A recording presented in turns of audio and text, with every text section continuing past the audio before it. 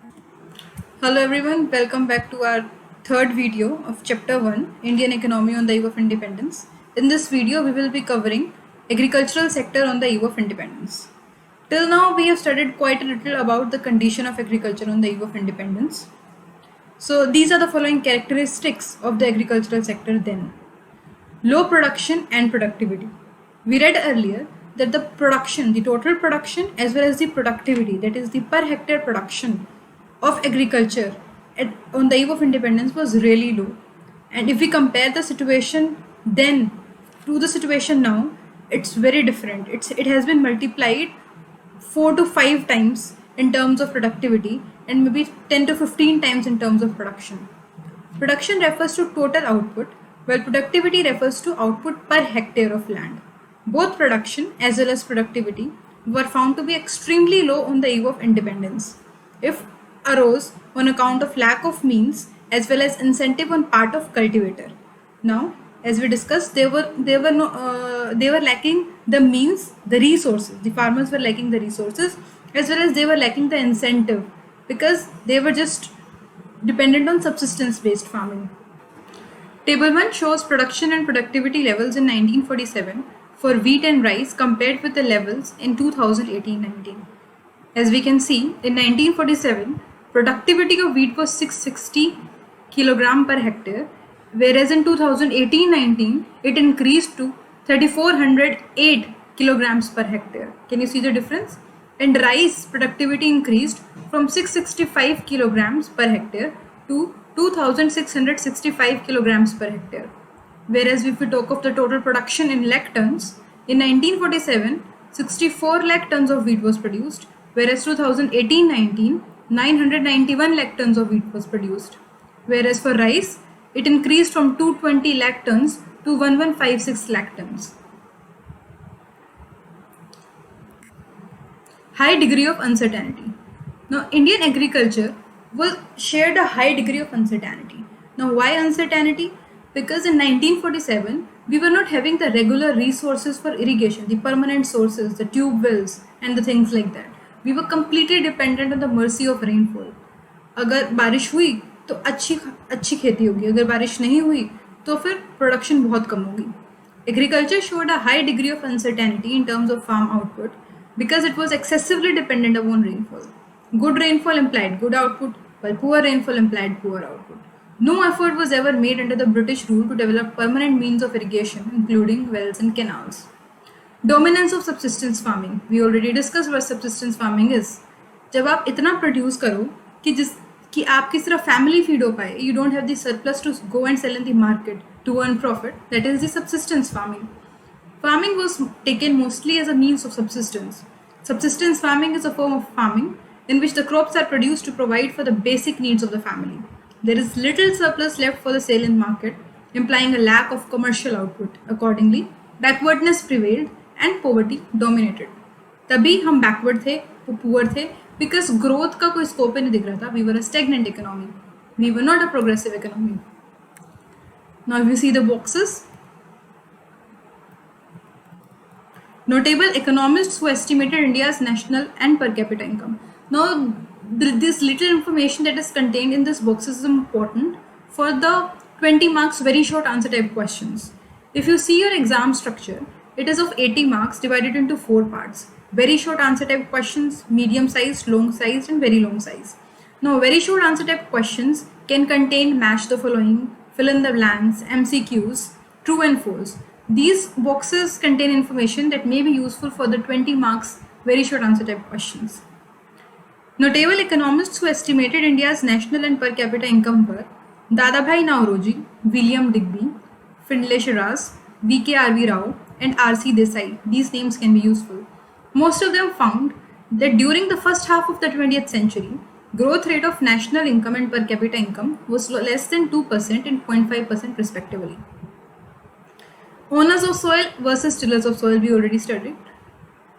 Owners of the soil were the zamindars and the tillers were the peasants and laborers who worked on the farms of the zamindars.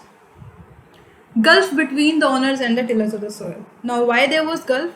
Farmers were already landless and they were doing the subsistence based farming, whereas the owners of the soil were getting as much rent as possible from the tillers of the soil, and they were not even reinvesting. They were not sharing the cost of production, they were only sharing the output of the production. Agriculture during the British Raj was characterized by a gulf between the owners and the tillers.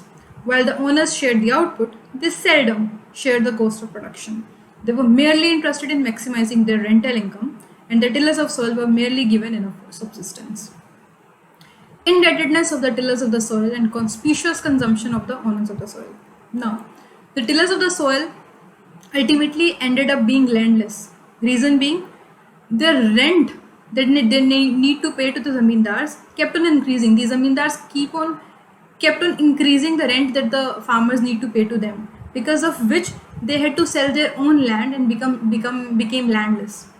During the British rule, while tillers of the soil confronted absolute poverty and accepted indebtedness as their way of life, the owners of the soil indulged in conspicuous consumption. And why they were the owners? It was just like they inherited the land and it was their right to harass the farmers and get as much as they can. The tillers of the soil viewed agriculture merely as a source of subsistence. The owners of the soil viewed it as a hereditary source of income without investment. Small and fragmented holdings. Now, agricultural sector then, even today, has small and fragmented holdings in a way that I don't have a very large piece of land at one place. It's like I may have a hectare of land here and a hectare of land there. Now, the problem with fragmented holdings is that you cannot use large or very advanced technology in these fragmented holdings, and that is why they are not very economical.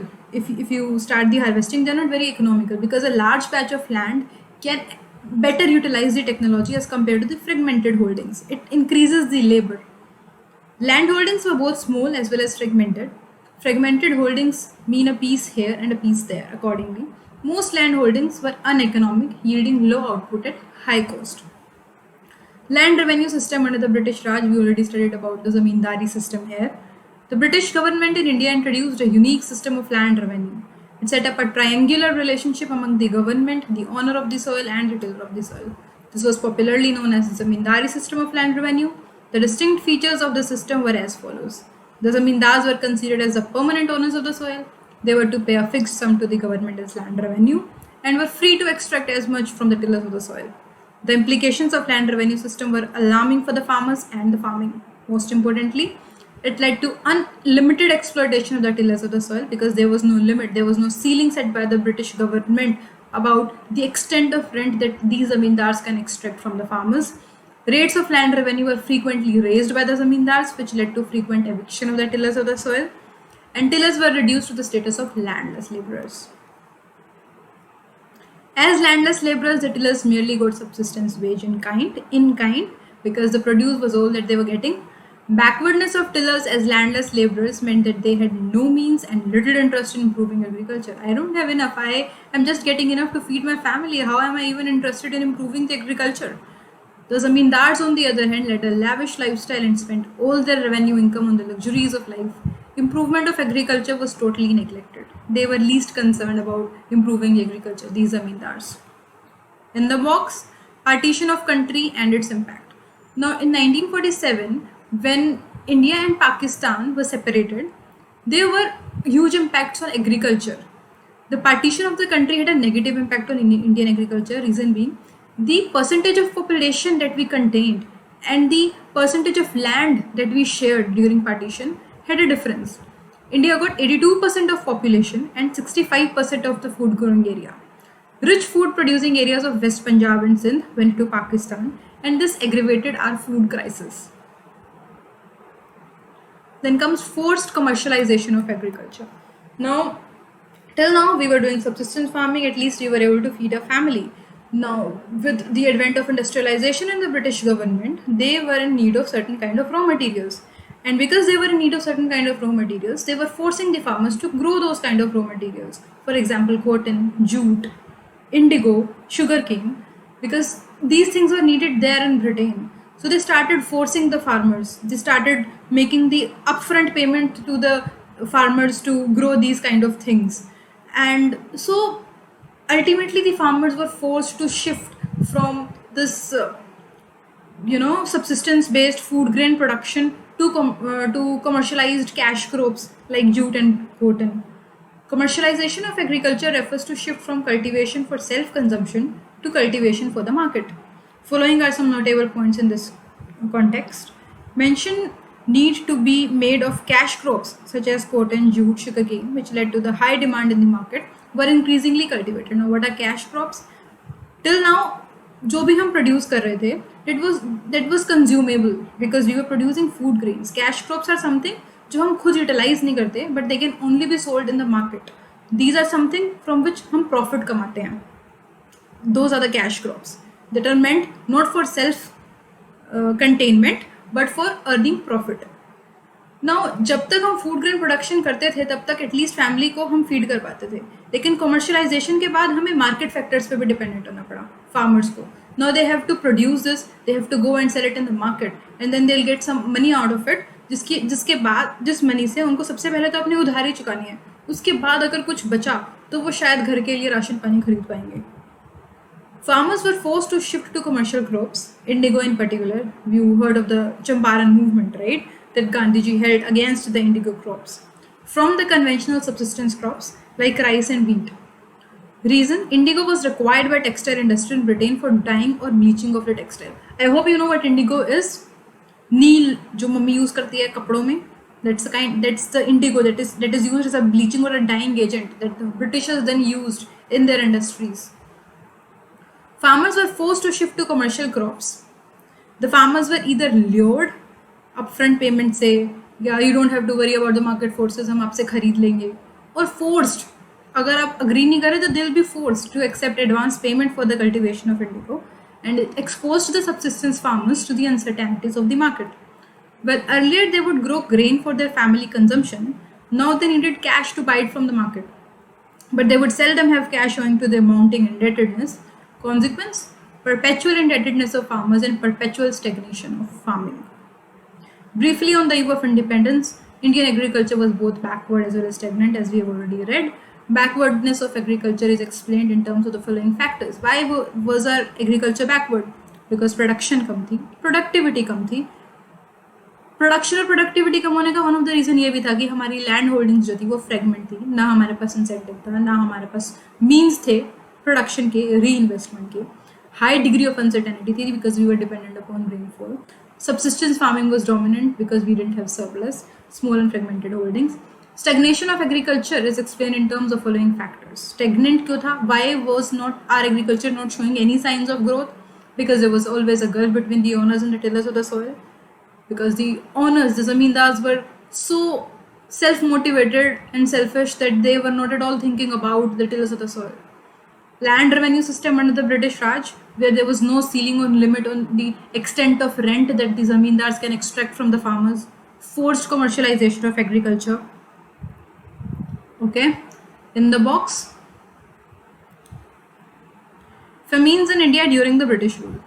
Now during the British rule हमारे भारत में काफ़ी famines भी हुई क्योंकि हमारे पास sufficient production नहीं थी, sufficient production के means और incentives भी नहीं थे.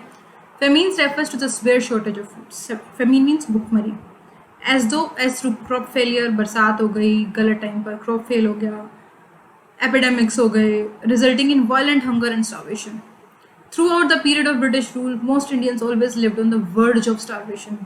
Verge of starvation मतलब कभी भी मर सकते हैं भूख की वजह से. From 1760 till 1943, India was hit by terrible famines on a regular basis. The most significant amongst them was a Great Famine of Bengal, 1769-1770, which claimed a large toll of lives. Now, this kind of thing can be asked in MCQs, where they can ask the year or they can ask the Great Famine of Bengal. More than 85 million people died owing to the repeated famines. 85 million people. In contrast, there have been no famine-related deaths since independence. Now here's again a box, pre-British period agriculture. Now we have already discussed a little about it in the previous videos, where Britishers के आने से पहले हमारा agriculture actually boom पे था.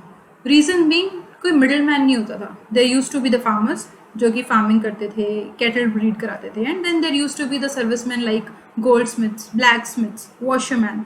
तो क्योंकि कोई मिडिल मैन नहीं होता था तो प्रोडक्शन होती थी, कुछ पार्ट रेवेन्यू का डायरेक्टली किंग को दे देते थे, बाकी सब खुद कंज्यूम करके मार्केट में बेच देते थे. तो we were doing really good before them. Backward, stagnant and non-vibrant agriculture during the British Raj sharply contrasted with the pre-British period agriculture. Prior to British Raj in India, rural India was described as a system of self-contained village communities, and these village communities included farmers and the functionaries. Farmers engaged in crop farming or cattle farming, while functionaries, the servicemen, would render essential services like that of blacksmiths, goldsmiths, washermen, shoemakers. There were no intermediaries like zamindars between the state and the farmers would pay land revenue directly to the king. Prosperity and stability were the key characteristics of life in rural India, and thus French traveler Bernier described Bengal in 17th century as richer than Egypt, producing amply for self-consumption and exporting in abundance. This was our third video. For the next topic, switch to our next video. Till then, stay home, stay safe.